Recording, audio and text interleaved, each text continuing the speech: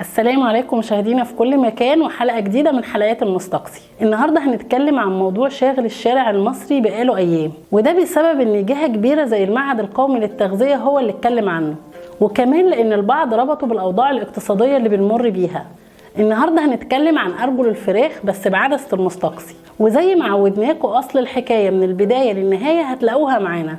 ونبدأ بسم الله. اللي شايفينه دلوقتي على الشاشة هي قطع الدواجن حسب تصنيف وزارة الزراعة الأمريكية، ولو دققتوا شوية هتلاقوا حاجة مهمة، فين راس الفرخة ولا رقبتها ولا فين رجليها.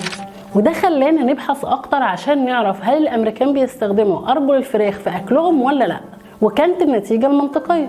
الأمريكان ما يعرفوش حاجة عن أكلها وبيصدروها للصين بدل ما يرموها في الزبالة، ومؤخرا في محاولات منهم لإقناع المواطنين استخدامها لأكل الكلاب. بس في برنامجنا مش بنقف عند أول الحكاية، ولازم نعرفها للنهاية، وقررنا ناخد الموضوع بشكل علمي بحت، والأمريكان برضو ما هماش مقياس لينا. وقلنا نبحث الموضوع من ناحيتين، الناحية الاقتصادية والناحية الصحية. من الناحية الاقتصادية لأن ده المبرر اللي خلى الخبر ياخد حجمه اليومين دول، وفكرة إننا داخلين على أيام صعبة، فمن المنطق إننا نفكر في وجبات اقتصادية. والناحية التانية الجانب الصحي، لأنه طبعا ما ينفعش نوفر على حساب صحتنا، لأنها مع الوقت هتكلفنا أكتر من اللي كنا بنفكر نوفره. ونبدأ بسم الله ونستقصى الجانب الاقتصادي. وعشان نقدر نقرر ان كانت ارجل الفراخ هي اقتصاديه ولا لا، كان لازم يبقى لينا معيار نحسب عليه، وهنا خلينا معيارنا هي الفرخه الكامله بس طبعا من غير رجليها.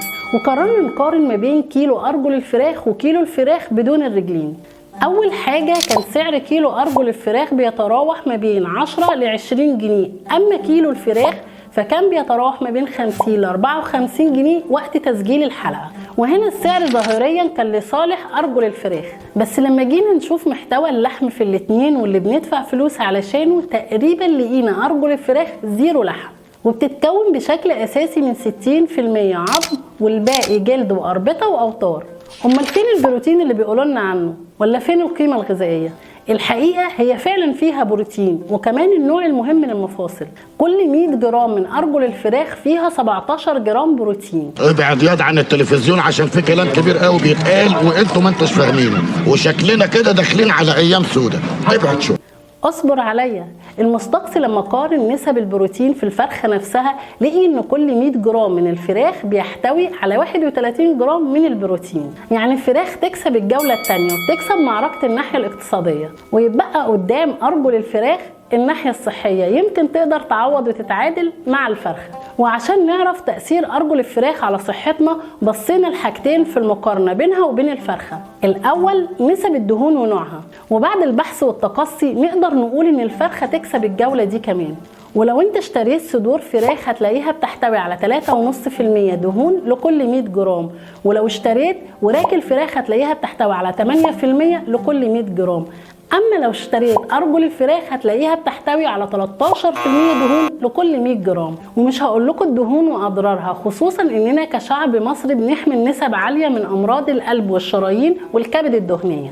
اخر امل لرجلين الفراخ، وهي حاجه بتاثر على صحتنا بشكل خفي ومحدش بياخد باله منها، وهي بقايا الادويه اللي بتكون واخداها الفرخه خلال مراحل حياتها، واللي بتمر لينا بشكل عرضي لما بناكلها، زي المضادات الحيويه اللي ممكن تاثر على مناعتنا، واللي كمان ممكن تسبب لنا مشاكل في العظام خصوصا الاطفال. الجلد والعظام من اكبر وسائل تمرير متبقيات الادويه لينا، واللي الابحاث اثبتت ان فتره تخزينها فيها بتوصل اسابيع. ومهما كان الوقت اللي مر على اخذ الفرخه للعلاج، ففي بقايا بتتخزن في الجلد والعظام. ومن النقطه دي تاخد ارجل الفراخ الضربه القاضيه، لانها بتتكون من الجلد والعظام، وفرص تمريرها البقايا الادويه مرتفعه جدا جدا جدا. ومن هنا خلصت حلقتنا ببرنامجكم المستقصي، ومنتظراكم في حلقه جديده نستقصلكم فيها الحكايه من البدايه للنهايه. وما تنسوش تدعمونا باللايك والشير على الفيسبوك والاشتراك وتفعيل الجرس على اليوتيوب. اشوفكم الحلقه الجايه.